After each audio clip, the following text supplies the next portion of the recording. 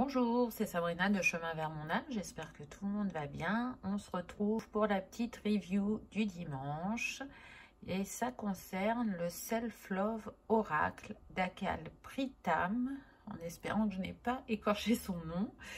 Et c'est aux éditions Le Courrier du Livre. Donc ce jeu se compose de 36 cartes. Elle a fait une reliance avec les chakras, l'aura, et il y a des cartes joker. Du coup, le dos des cartes n'est pas de la même couleur à chaque fois. Vous voyez, là on a le rouge, le bleu, le blanc. Elle a mis donc l'aura, je trouve ça intéressant. Donc bien évidemment, comme d'habitude, nous allons commencer par les cartes. Alors c'est elle qui a aussi illustré l'oracle. Et elle a été très inspirée, j'ai envie de dire, parce qu'il y a un mélange de graphismes que j'aime bien. Donc on y va, on commence avec le chakra racine et la leçon d'âme, la confiance. Donc je ne l'ai pas encore utilisé, il est dans l'ordre. Ensuite, on a s'abandonner à la terre-mère. Il me semble qu'elle a mis 4 cartes par chakra, si je me souviens bien. Le don de liberté. J'aime beaucoup cette carte. Vous voyez, on est vraiment dans des univers différents selon les cartes. On voyage. Le rituel. Honorer les cycles. Là, on retrouve de la géométrie sacrée. Moi, j'aime beaucoup son travail. Je dirais que c'est un oracle sur le développement personnel, même si on peut l'utiliser autrement. Donc oui, c'est bien 4 cartes par chakra, puisque là, on passe au chakra sacré. La leçon d'âme, s'abandonner. Donc ça, vous avez pu le voir lundi sur ma page Instagram. C'est une des cartes qui était sortie. Ensuite, on a le flux de vie, le chakra sacré, toujours.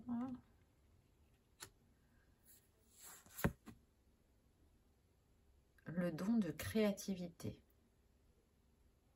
Celle-là, j'aime un peu moins, je la trouve un peu sombre, mais bon. Elle a suivi son inspiration, j'ai envie de dire. Le rituel, vénérer son corps. Là, on retrouve la couleur de ce deuxième chakra. Et maintenant, on passe au plexus. La leçon d'âme, la clarté. Donc, vous avez vu que pour chaque chakra, voilà, je cherchais mon mot, il y a une leçon.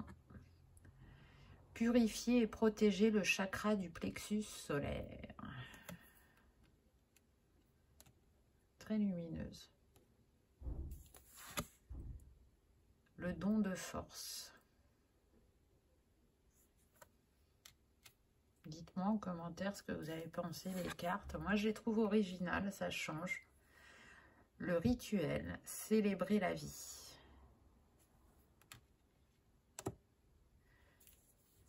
Leçon d'âme, la joie, le chakra du cœur.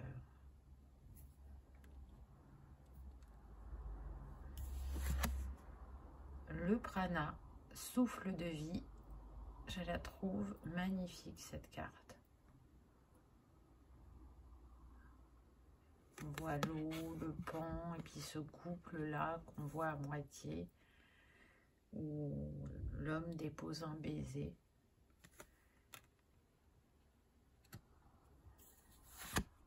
Le don de gratitude. Alors, il me semble, si j'ai bien retenu, pardon, que cette personne habite en Australie. Mais je ne suis pas sûre.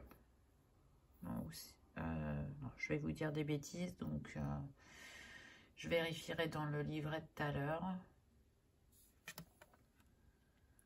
Il me semble que c'était ça, parce que du coup, elle est très inspirée par la nature, par les animaux qui sont en liberté là-bas. La leçon d'âme, la vérité, le chakra de la gorge. En tout cas, on sent sa reliance à la nature, ça c'est clair. La résonance. J'adore, là, c'est puissant cette lumière qui sort de sa bouche à cette femme. Le don de maîtrise.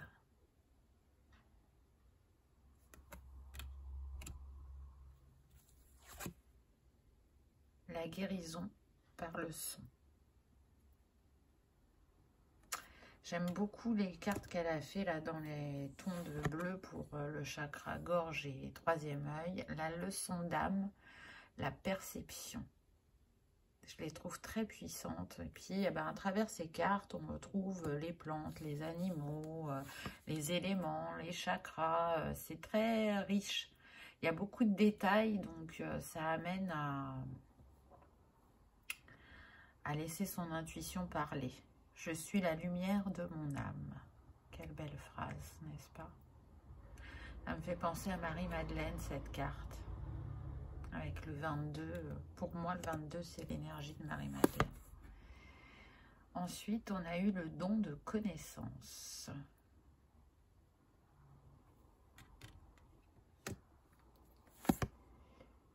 Le rituel, l'abnégation.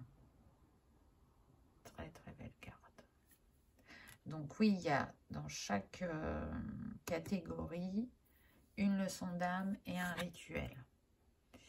On passe au chakra couronne avec la leçon d'âme, la présence.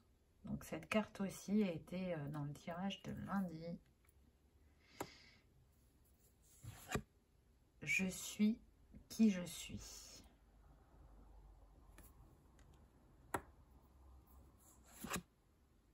Le don relationnel.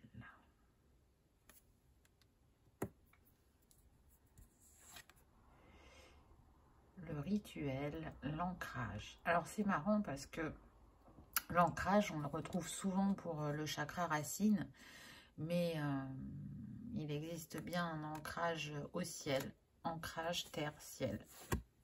Très important. La leçon d'âme, la noblesse, et là on est avec l'aura. Le voyage astral. Là on voyage aussi avec cette photo. C'est très particulier, je trouve, ce qu'on sent en la regardant. Le don de la danse.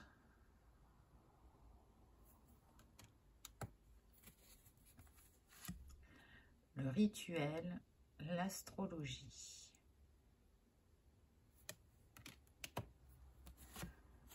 Et donc là, on est dans les cartes bonus. Donc on a Ho'oponopono, la guérison. Très belle carte, je trouve.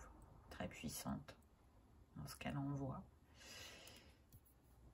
Le changement, ça c'était la troisième carte de lundi.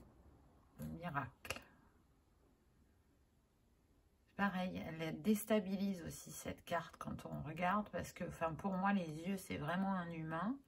Et puis, elle a mis ses animaux par-dessus. C'est un photomontage.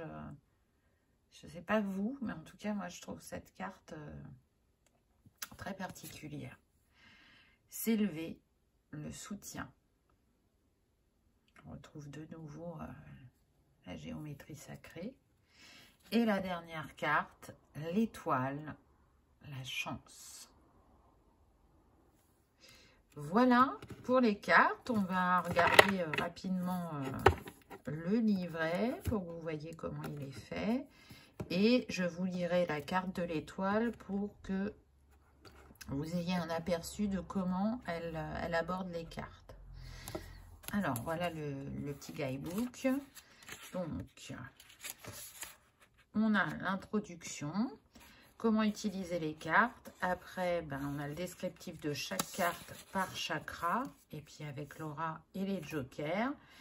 Et une source à propos de l'auteur, illustratrice. Donc là, on a la petite introduction. Voilà. Donc cet oracle de 36 cartes se compose de 7 chakras, d'une aura et de jokers. À chacun de ces centres énergétiques sont associés une leçon d'âme, une pratique, un don, une thérapie sensuelle et un rituel sacré. Pour ce travail qui inclut de faire face à ses responsabilités, de guérir son enfance, s'aligner et d'appréhender le voyage de son âme, j'utilise les chakras et l'aura comme réceptacle. Je ne vous lis pas tout, hein, je vous ai lu juste un petit passage.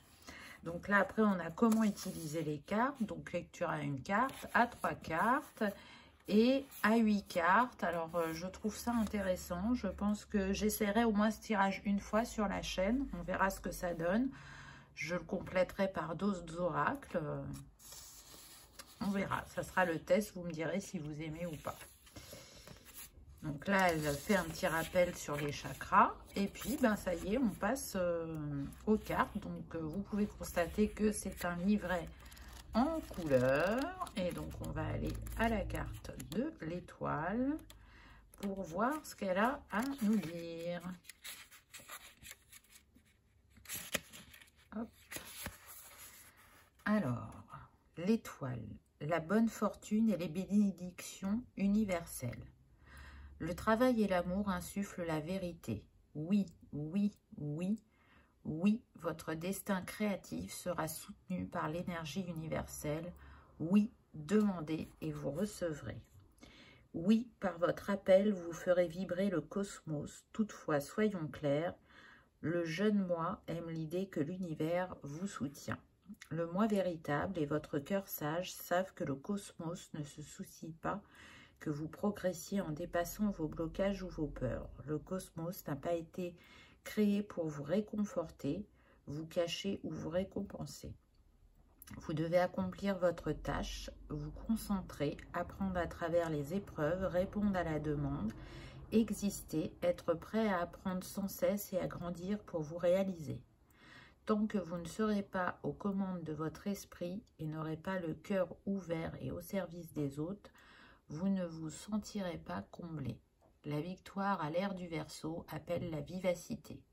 Votre cœur doit rester ouvert et diffuser vos dons. Vous devez le laisser gouverner votre esprit. Oui, vous pouvez vous couronner, car vous êtes déjà souverain. Oui, votre valeur est inestimable. Oui, vous êtes l'étoile de votre destin créatif. La pratique recommandée avec cette carte, laissez le mantra « Je suis reconnaissant » devenir votre guide. Vivez, mourez dans la gratitude et dites au cosmos où vous voulez vous rendre. Écoutez, mais soyez l'alchimiste. Ce sont votre cœur, votre amour et votre magie qui vous feront progresser et vous élèveront. Scintillez telle l'étoile que vous êtes. Donc, voilà comment elle aborde les cartes. À chaque fois, il y a une petite proposition après l'explication. Là, elle a mis des sources. Donc, c'est toujours intéressant de voir comment s'inspirent les créateurs ou les auteurs. Et donc là, on a le petit texte concernant la créatrice. Donc, Akal Pritam est une artiste du Dharma. Sa méditation Kundalini personnelle, la pratique du yoga et l'étude de la loi naturelle constituent la base de son œuvre créative.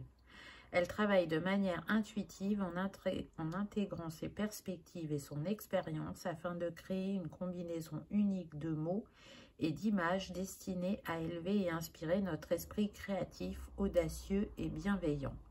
Elle puise son inspiration et ses impulsions dans le magnifique monde naturel qui entoure sa maison familiale de Byron Bay en Australie. Bon, ça va, je ne m'étais pas trompée.